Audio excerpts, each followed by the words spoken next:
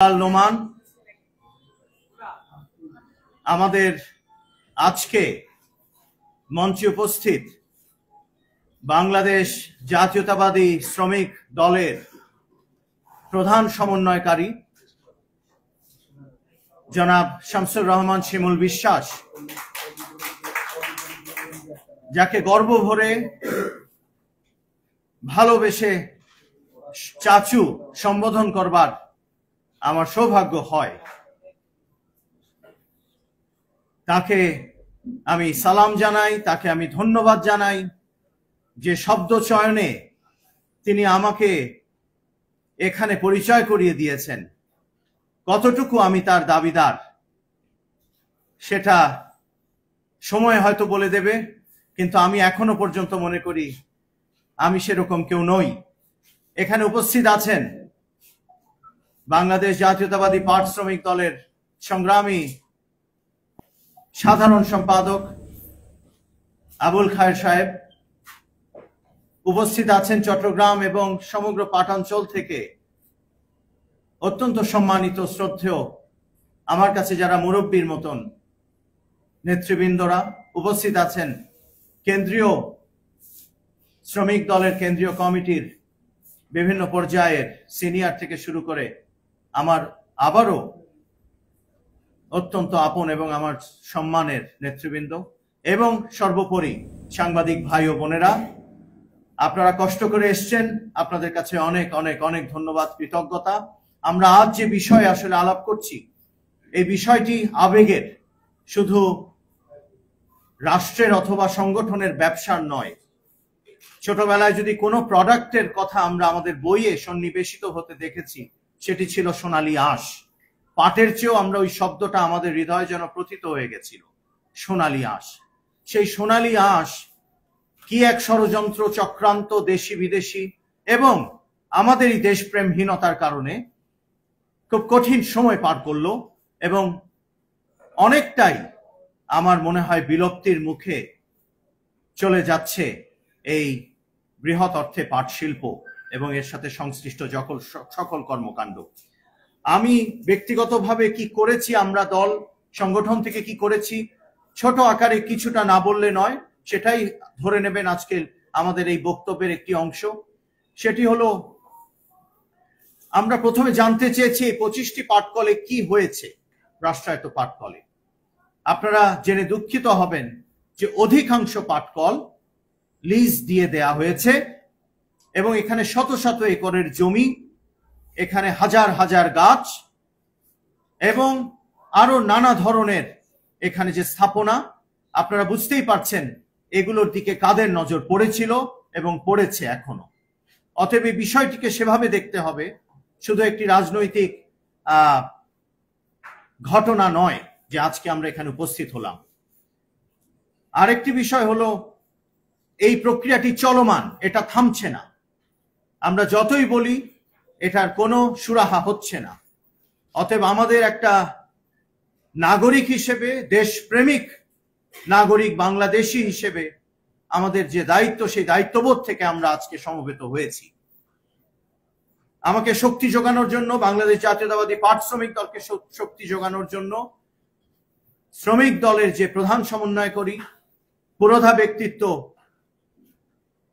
শামসুর রহমান শিমুল বিশ্বাসকে আবারও কৃতজ্ঞতা প্রকাশ করছি। এই পাট শ্রমিক দল শহীদ প্রেসিডেন্ট জিয়াউর রহমানের উপস্থিতিতে আসলে নিবন্ধিত হয়, অর্থাৎ শুরু হয় তার নির্দেশে। এই পাট শ্রমিক দলের সভাপতি ছিলেন, সহসভাপতি ছিলেন, সেক্রেটারি ছিলেন বাংলাদেশের যে কয়টি নাম আমরা শ্রমিক আন্দোলনের সাথে কোনো না কোনো ভাবে অ্যাসোসিয়েট করতে পারি, তাদের অনেকেই। অতএব এর গুরুত্ব কতখানি সেটা আপনারা একটু অনুধাবন করতে পারছেন বলে আমি বিশ্বাস করি। আমি যে সময়টায় দায়িত্ব পেয়েছি, কে জানে খুব বেশি দেরি হয়ে গেছে কিনা, কিন্তু আমরা চেষ্টা করব এই প্রতিশ্রুতি, সেই অঙ্গীকার আমি রেখে যেতে চাই আপনাদের সামনে। আমি একটা বিশ্ববিদ্যালয়ের সাথে জড়িত, অর্থাৎ প্রতিষ্ঠা করেছি আমার বাবা এবং দেশনেত্রী বেগম খালেদা জিয়ার পৃষ্ঠপোষকতায়। সে বিশ্ববিদ্যালয়ে আমি গবেষণার কাজে নামিয়েছি এই পাট শিল্পের উপরে। আমি আজকেই সেটা ডিক্লেয়ার করছি। আমাদের আগে জানতে হবে প্রত্যেকটা জায়গায় কি কি হয়েছে এবং হচ্ছে, তারপরেই আমরা সেটা সমাধানে নামতে পারবো, আমরা বলতে পারবো কি করণীয়। আমরা আজকে কর্মসূচি ঘোষণা করব বিভিন্ন এলাকায় ঘেরাওয়ের, এবং বিজিএমসি সহ পাট উপদেষ্টা, প্রধান উপদেষ্টা, মাননীয় প্রধান উপদেষ্টা সহ সকলের সাথে কিভাবে এই বিষয়গুলো উত্থাপিত করে এবং জায়গায় আমাদের পাটাঞ্চলগুলোতে গিয়ে আমাদের উপস্থিতি জানান দিয়ে আমাদের দাবিগুলো জানাতে আপনাদের মাধ্যমে জানিয়ে আমরা একটি গণ আন্দোলন, একটি জনমত, একটি গণজাগরণ সৃষ্টি করতে চাই। আপনারা পাশে থাকবেন আশা করছি। আর দেরি করব না। এই 2.5 কোটি মানুষের সম্পৃক্ততা আপনারা হয়তো জানেন, হয়তো জানেন না। বাংলাদেশে 2.5 কোটি মানুষ পরিবার সহ এই পাট শিল্পের সাথে কোনো না কোনো ভাবে জড়িত ছিল, আছে। আমি শুরু করছি লিখিত বক্তব্য। একটু হয়তো সময় লাগবে, আমি যত দ্রুত পারি পড়ব, কিন্তু আপনারা মনোযোগ দিয়ে একটু শুনবেন, কেননা আমরা অনেক কষ্ট করে এই বক্তব্যটি আপনাদের জন্য দাঁড় করিয়েছি। এটি একটি রাষ্ট্রীয় বিষয়, এই বিষয়টিকে সেভাবেই গুরুত্ব দেবেন বলে সাংবাদিক ভাই ও বোনদের আমি অনুরোধ জানাচ্ছি। প্রথমে স্মরণ করছি মহান সৃষ্টিকর্তাকে, স্মরণ করছি সর্বকালের শ্রেষ্ঠ মুক্তিযোদ্ধা, বহুদলীয় গণতন্ত্রের প্রবক্তা, স্বাধীনতার ঘোষক, বিএনপির প্রতিষ্ঠাতা চেয়ারম্যান শহীদ প্রেসিডেন্ট জিয়াউর রহমান এবং 2024 সালের বৈষম্য বিরোধী ছাত্র আন্দোলনে শাহাদাত বরণকারী শহীদদের। বাংলাদেশ জুট মিলস কর্পোরেশনের আওতাধীন 25টি পাটকল সরকারিভাবে পুনরায় উৎপাদন চালু, লিজ প্রথা বাতিল এবং শ্রমিকদের বকেয়া পরিশোধ করার দাবিতে এই সংবাদ সম্মেলন। বাংলাদেশ জাতীয়তাবাদী পাট শ্রমিক দলের পক্ষ থেকে আয়োজিত সংবাদ সম্মেলনে আমাদের আমন্ত্রণে উপস্থিত হওয়ার জন্য সংগঠনের পক্ষ থেকে আপনাদেরকে অসংখ্য ধন্যবাদ জানাচ্ছি। প্রিয় সাংবাদিক বন্ধুগণ, পাকিস্তান আমল থেকে এদেশে পাট শিল্প ছিল প্রধান বৈদেশিক মুদ্রা অর্জনকারী শিল্প। 1971 সালে স্বাধীনতার পর থেকে আমাদের দেশে স্থাপিত কয়েকটি নতুন পাটকল সহ মোট 77টি পাটকল রাষ্ট্রায়ত্ত খাতে চালু ছিল। পাট শিল্পের পুরো কাঁচামাল সোনালী আঁশ আমাদের দেশেই উৎপন্ন হয়, কিন্তু দুঃখজনক বিষয় হলো যে 1982 সাল থেকে ক্রমান্বয়ে পাটকলগুলোকে লোকসানি অজুহাতে একে একে বন্ধ করে দেওয়া হয়। সর্বশেষ 2020 সালে 30 জুন বস্ত্র ও পাট মন্ত্রণালয়ের প্রজ্ঞাপনের মাধ্যমে বিজেএমসি নিয়ন্ত্রিত 25টি পাটকলের উৎপাদন বন্ধ করার নোটিশ আসলেও প্রকৃতপক্ষে 2রা জুলাই 2020 উৎপাদন কার্যক্রম সম্পূর্ণরূপে তড়িঘড়ি করে বন্ধ করে দেন, যার কারণে শ্রমিকদের পূর্ণাঙ্গ হিসাব বুঝিয়ে দেয়া হয় নাই, যা ছিল সম্পূর্ণ অযৌক্তিক এবং মানবেতর। অন্যায়ভাবে দিনমজুর শ্রমিক ভাইদের স্বার্থ পরিপন্থী একটি সিদ্ধান্ত। উৎপাদন বন্ধকালে সরকারের পক্ষ থেকে বলা হয়েছিল যে 3 মাসের মধ্যে মিলগুলি আধুনিকায়ন করে চালু করা হবে এবং 2 মাসের মধ্যে সকল শ্রমিকের বকেয়া পরিশোধ করা হবে, কিন্তু সেসব কোনো কথাই পরবর্তীতে তৎকালীন ফ্যাসিস্ট সরকার আর রক্ষা করেনি। আমরা মনে করি দেশি বিদেশি চক্রের জালে বিগত স্বৈরাচারী ফ্যাসিস্ট সরকার করোনাকালীন সময়ে তাদের প্রভুদের সন্তুষ্টির জন্য পাটকলগুলি একসাথে বন্ধ করে দিয়েছিল। সময়ে তাদের প্রভুদের সন্তুষ্টির জন্য যে বন্ধ করা এই অবৈধ লিজ প্রক্রিয়ার মাধ্যমে রাষ্ট্রের সম্পদ এবং সম্পত্তি বিভিন্ন কোম্পানির হাতে তুলে দিয়েছিল তৎকালীন ফ্যাসিস্ট সরকার। আপনারা জানেন বাংলাদেশ পাট পণ্যের সাথে প্রত্যক্ষ পরোক্ষভাবে প্রায় 3 কোটি লোক জড়িত। বুনন থেকে শুরু করে জাহাজীকরণ পর্যন্ত কৃষক, শ্রমিক, ব্যবসায়ী সম্পর্কিত। সেজন্য দেশ স্বাধীন হওয়ার পর 1972 সালে বিজেএমসি গঠন করা হয় বাংলাদেশ জুট মিল কর্পোরেশন। উদ্দেশ্য ছিল কর্মসংস্থান, কৃষক তথা পাট চাষীদের পাটের ন্যায্য মূল্য নিশ্চিত করা ও বৈদেশিক মুদ্রা অর্জন করা। দেশের পরিবেশ রক্ষায় পাটের কোনো বিকল্প নাই।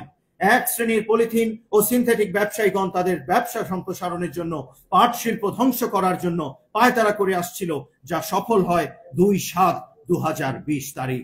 রাষ্ট্রায়ত্ত 25টি পাটকলের উৎপাদন বন্ধ করে শ্রমিকদের জোর জবরদস্তি চাকরির অবসান ঘটিয়ে পুলিশ ও র্যাব দিয়ে মিল থেকে বের করে দেওয়ার মাধ্যমে মিলগুলি বন্ধর পরে বিগত স্বৈরাচার সরকারের আমলে শ্রমিকদের ন্যায্য অধিকার আদায়ের জন্য রাজপথে শ্রমিক আন্দোলন করতে গিয়ে যে সকল শ্রমিক নেতৃবৃন্দের নামে মিথ্যা মামলা দেয়া হয়েছে তা আপনাদের লেখনির মাধ্যমে ছাত্র শ্রমিক জনতার আন্দোলনে প্রতিষ্ঠিত সরকারের প্রধান তার নিকট মামলাগুলি প্রত্যাহারের জোর দাবি জানাচ্ছি।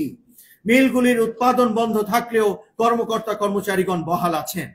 এমনকি কোনো কাজ না করেও 5 বছর যাবৎ প্রধান কার্যালয় সহ 25টি পাটকলে 2600 জন কর্মকর্তা কর্মচারী প্রতি মাসে কোটি কোটি টাকা বেতন নিয়ে যাচ্ছেন।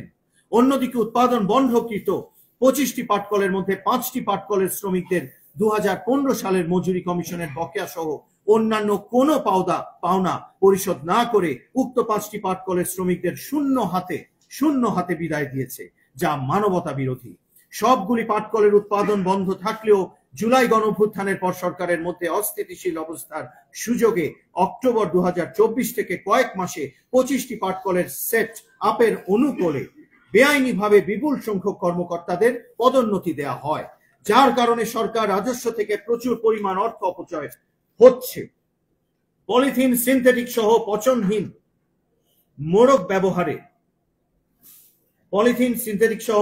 মোড়ক ব্যবহারে দেশের পরিবেশ দূষিত হচ্ছে। খাল, নদী সহ জলাশয়ের নাব্যতা ও ফসলি জমির উর্বরতা হারিয়েছে। কল কারখানা বন্ধ থাকার কারণে পৃথিবীর সবচেয়ে উন্নত মানের পাট সোনালী আঁশ দেশে ব্যবহার না হওয়ায় তা পার্শ্ববর্তী দেশ ভারতে পাচার হচ্ছে এবং তারা পাট দিয়ে উন্নত মানের পাট পণ্য তৈরি করে বিদেশে রপ্তানির মাধ্যমে বৈদেশিক মুদ্রা অর্জন করছে। অথচ পৃথিবীর সেরা পাট উৎপাদন করেও সঠিক নীতিমালার অভাবে আমরা বৈদেশিক মুদ্রা অর্জন থেকে বঞ্চিত হচ্ছি।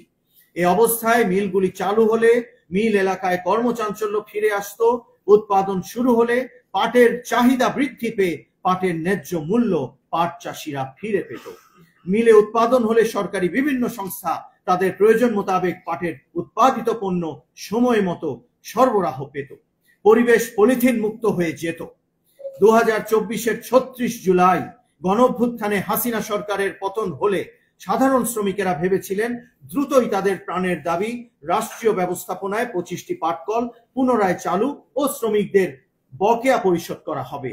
কিন্তু জুলাই অভ্যুত্থানের প্রায় 1 বছর অতিবাহিত হতে চললেও কোনো দাবি মানা হয়নি, বরং পাটকল ইস্যুতে হাসিনার দেখানো পথেই হাঁটছেন বর্তমান অন্তর্বর্তীকালীন সরকার।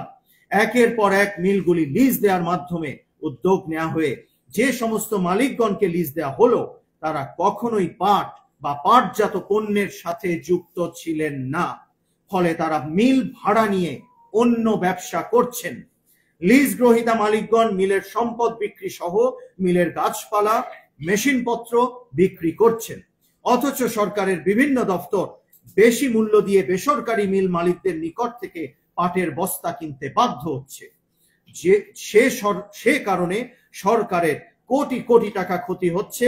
এই লিজ প্রক্রিয়া মূলত মিল এলাকার শত শত একর রাষ্ট্রীয় সম্পদ ও সম্পত্তি চুরি, দখল ও বেহাতের সুযোগ করে দেয়ারই প্রক্রিয়ার অংশ। ছাত্র শ্রমিক জনতার অভ্যুত্থানের উপর দাঁড়ানো অন্তর্বর্তীকালীন সরকারের মাননীয় প্রধান উপদেষ্টা প্রথম থেকেই পলিথিনের বিকল্প হিসেবে পাট পণ্য ব্যবহারের তাগাদা দিয়েছেন। পলিথিন নিষিদ্ধ করার উদ্যোগ নেওয়া হচ্ছে বলে শুনেছি। এগুলো জরুরি। তাহলে রাষ্ট্রায়ত্ত পাটকল বন্ধ রেখে পাট পণ্যের চাহিদা পূরণ করা কি আসলেই সম্ভব? দেশের পরিবেশ রক্ষা সহ এই যে 330 প্রধান উপদেষ্টা বলে আসছেন, সে বিষয়ে শূন্য অবস্থানে আনার জন্য যে প্রয়াস, তার একটি তো আমাদের এই পাট এবং পাট পণ্য ব্যবহারের মাধ্যমেই সম্ভব ছিল। আপনারা জাতির বিবেক, প্রিয় সাংবাদিক ভাই ও বোনেরা, মিলের উৎপাদন বন্ধ হওয়ার পর থেকে মিলের মালামাল নামমাত্র টেন্ডারের মাধ্যমে বিক্রি করে মিলের সর্বনাশ করা হচ্ছে। এক কথায় মিলে ব্যাপক লুটপাট চলছে। বিভিন্ন অজুহাতে বিদায়ী শ্রমিকদের সরকার প্রদত্ত পাওনা পরিশোধ না করে বিজেএমসি ও মিলের নামে এফডিআর করে লভ্যাংশ নিচ্ছে। অথচ শ্রমিক কর্মচারীগণ পাওনা না পেয়ে অনাহারে, অর্ধাহারে, চিকিৎসার অভাবে মানবেতর ও অসম্মানজনক জীবনযাপন করছে। দেশের পরিবেশ দূষণ বন্ধ, পাট চাষ ও পাট চাষের সাথে সম্পৃক্ত প্রায় 3 কোটি জনগণকে বাঁচাতে বৈদেশিক মুদ্রা অর্জন ও দেশের অভ্যন্তরে পাটের ব্যবহার নিশ্চিতকরণ সহ পাট শিল্পের শ্রমিকদের বাঁচাতে সঠিক ও বাস্তববাদী সিদ্ধান্ত গ্রহণ এখন সময়ের দাবি। পাট ও পাট শিল্পের সাথে সম্পৃক্ত বৃহত্তর জনগোষ্ঠীর জীবন জীবিকা রক্ষার স্বার্থে বাংলাদেশ জাতীয়তাবাদী পাট শ্রমিক দলের পক্ষ থেকে গত 15 অক্টোবর 2024-এ 8 দফা দাবি নামা মাননীয় বস্ত্র ও পাট উপদেষ্টা এবং বিজেএমসি এর চেয়ারম্যান বরাবরে পেশ করা হয়, যাহার অনুলিপি সদয় অবগতির জন্য গণপ্রজাতন্ত্রী বাংলাদেশ সরকারের মাননীয় প্রধান উপদেষ্টা বরাবরে প্রেরণ করা হয়। অদ্যাবধি উক্ত দাবিনামার বিষয়ে কোনো আনুষ্ঠানিক আলোচনার মাধ্যমে নিষ্পত্তির উদ্যোগ গ্রহণ করা হয়নি। ইতিমধ্যে আমরা স্থানীয়ভাবে বিভিন্ন কর্মসূচি পালনের মাধ্যমে সরকারের শুভদৃষ্টি আকর্ষণের চেষ্টা করেও ব্যর্থ হয়েছি। আপনাদের বলে রাখতে চাই, আমরা মাননীয় প্রধান উপদেষ্টার অ্যাপয়েন্টমেন্ট চাইব। আমরা এই বিষয়টি সরাসরি তাকে জানানোর এই সুযোগ যেন তিনি আমাদের দেন, আমরা সেজন্য এই সাংবাদিক সম্মেলনেও বিষয়টি উত্থাপিত করলাম। আগামী 17 তারিখের মধ্যে বাংলাদেশ জাতীয়তাবাদী পাট শ্রমিক দলের পেশকৃত 8 দফা দাবির সপক্ষে আলোচনার উদ্যোগ গ্রহণ না করলে আমরা নিম্নোক্ত কর্মসূচি পালন করতে বাধ্য হব। এই কর্মসূচিতে কিছু সংশোধন এবং পরিবর্তন আসতে পারে, তারপরেও আমি আপনাদেরকে বলে রাখছি, এখানে আমরা 18 জুলাই খুলনা যশোর শিল্পাঞ্চলে শ্রমিক সমাবেশ করব। আমরা 26 জুলাই চট্টগ্রামের হাফিজ জুট মিলস লিমিটেড গেইটে শ্রমিক সমাবেশ করব। 28 জুলাই আমরা ঢাকা ড্যামরা শিল্পাঞ্চলে শ্রমিক সমাবেশ করব। 10 আগস্ট সকাল 10টা থেকে বেলা 11টা পর্যন্ত বিজেএমসি প্রধান কার্যালয় ঢাকার সামনে আমরা অবস্থান কর্মসূচি পালন করব। আমি এই লিখিত বক্তব্যের সাথে আপনারা সাংবাদিক ভাইরা আরেকটি লেখা পাবেন পেছনে। এটা সময়ের অভাবে আমরা এখানে সন্নিবেশিত করে আমাদের যে বক্তব্য সেটার ভেতরে ঢোকাতে পারিনি, কিন্তু আলাদাভাবে হলেও আমি একটু আপনাদের পড়ে শোনাতে চাই, তাহলে আপনারা আরেকটু বেটার ধারণা পাবেন। এই Immigration to Canada. We provide the best quality service and solution for Canada immigration. Please visit our website and contact for details.